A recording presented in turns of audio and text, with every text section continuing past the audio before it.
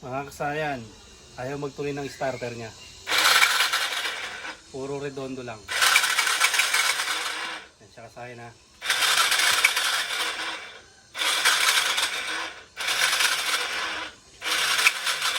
Malakas naman yung battery niya kasayan, tsaka yung redondo niya.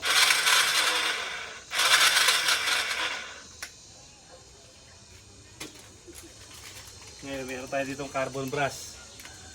Papalit dapat ako ng carbon brush, kaya lang pagbukas ko, ito pala yung problema. Baka mamaya kasi ganito rin yung problema ng inyong motor. Kaya share ko na rin ko sa inyo. Yan siya kasi no.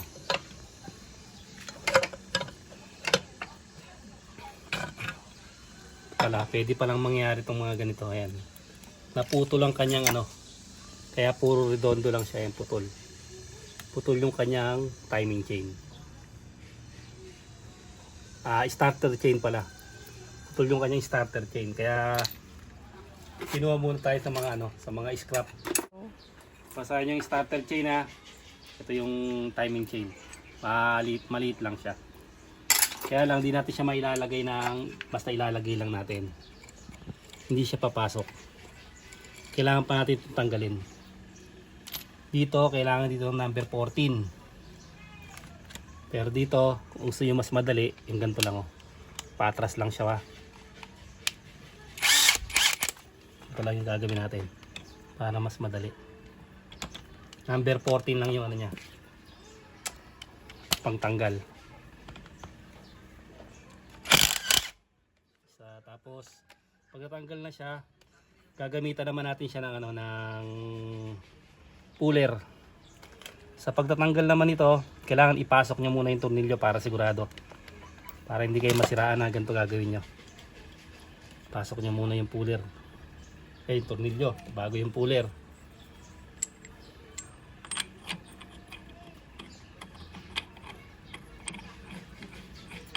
Tapos mache-check na rin natin kung okay pa yung kanyang ano, Bendix drive. Mga pinagmumula ng sakit ng ano, ng starter. Kung bakit puro redondo lang ayaw magtuloy. Kaya dito pahigpit naman tayo pahigpit naman. Tapos gagamit tayo ng number 17. Kanina 14 yung ginamit natin, ngayon 17 naman. Pahigpit naman siya. Sawakan natin. Okay na, pag lumawag na, baliktad, palabas naman. Tanggalin natin to. Pagkatanggal, yan. Tanggalin natin sa tornilyo. Tornilyo natin ang number 14. Paluwag lang din. Sa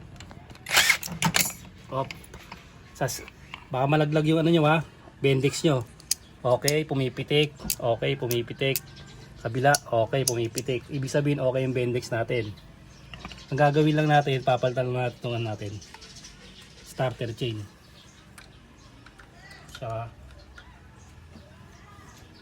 piliin muna natin ang mamaya spray na lang natin.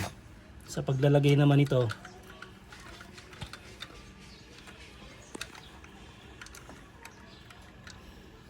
tingnan natin kung kailangan pang kalasin yung ating ano.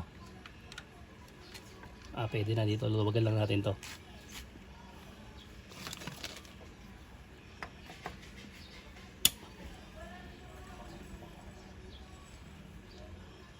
Yung stopper ng ano. Tapos lalagay na natin.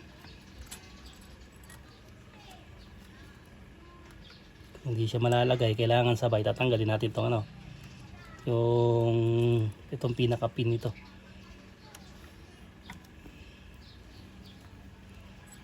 Bali kailangan sabay siya.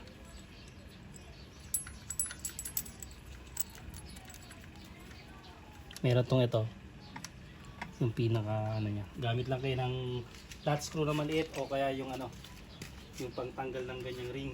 Yan, sa pudpud daw ha. Pagka ano, ito na lang gagamitin niyo, yung flat screw. Hawakan nyo lang sa sano kasi tumatalsik yan eh. Hawakan nyo lang siya, tapos pigayin nyo lang papunta ron. Pipitikin nyo lang siya papunta ron, hawakan nyo ha. Saka wag nyo rin siyang ibubuka mabuti. Halimbawa naman gagamit kayo ng ganito, wag nyo siya masyadong ibubuka. kasi nabibiyak yan dito. Kaya lang konting ano lang, konti lang siya. Sikwatin nyo yung ano lang siya dito, o kaya dito pa isa-isa pagkatatanggalin nyo siya, kasi napuputol to eh. Ito ngayon kailangan pagsasabay natin siyang i-ano, hindi siya pala pwede isiksik katulad ng ibang mga timing chain kasi starter chain. Yan. Kailangan sabay siyang papasok.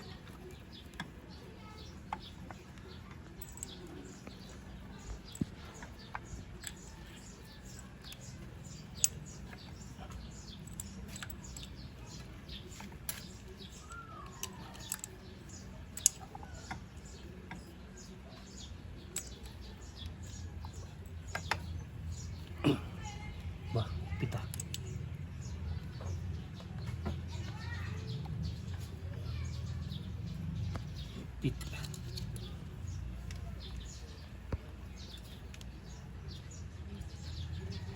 Yan.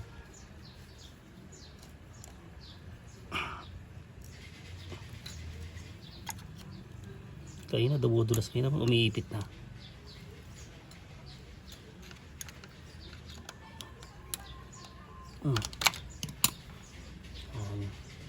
Pasigpitan nyo ulit itong isa,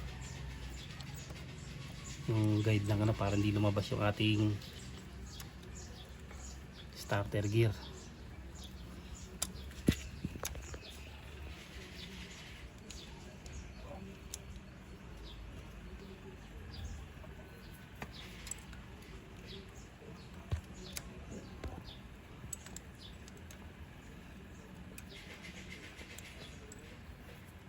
Naipit sa loob, sa labas dapat oh.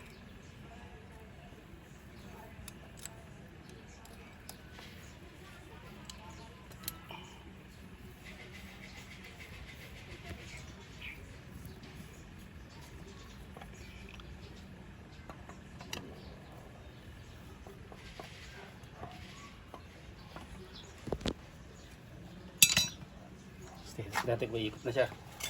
Iikot siya. Okay, ikot na.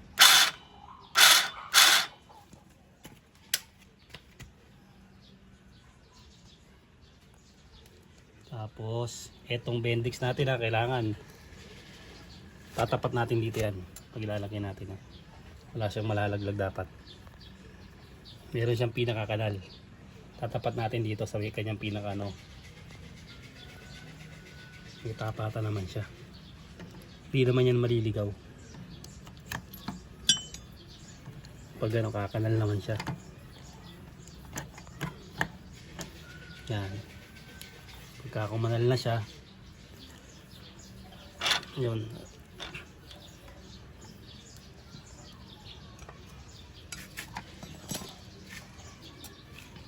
dito gamit lang tayo ng yung tornilyo niya, washer natin, washer wala ba siyang washer? Di ba may washer sa loob eh? Ayun, to washer natin lalagyan natin dyan.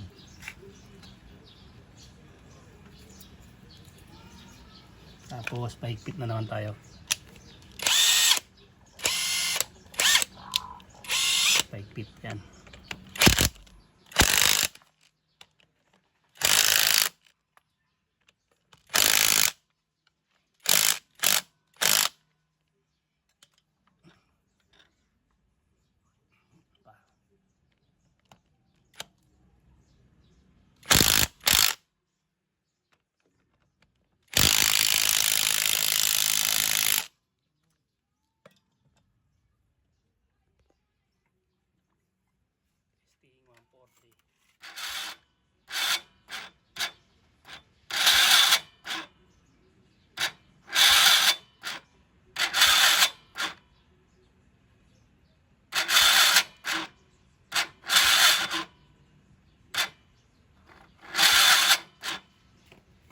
Sigip pa natin, sigip.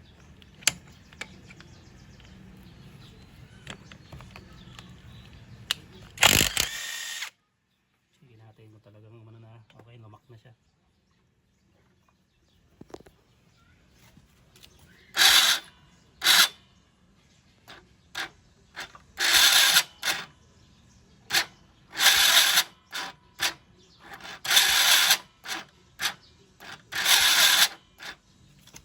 Yan. Yan, lumuwag-luwag na yung ano natin, hindi na masyado kagaya kanina. Lalangisa namin itong kasayan ha. Lalangisa natin to, papalambutin konti. Tsaka tatakpan na. Yung kasayan na, ibalik na natin. Maluwag na rin siya. Pag sinipa nyo kasi kailangan wala siyang bumabangga. Maluwag siyang sipain. Tapos lumuwag-luwag na rin yung kanyang starter chain. Ito pala kasayan, kala ko maglilinis ako ng ano, ng carbon. Papalit ng carbon ng ano, ng motor, yung pala putol yung starter chain. Siya sa ano. Hindi na siya puro redondo. So, kanina puro redondo lang siya, hindi nagtutuloy. Kala ko Bendix drive o kaya naman yung ano, itong carbon, yung pala starter chain. Nasa na. Okay na ang starter na.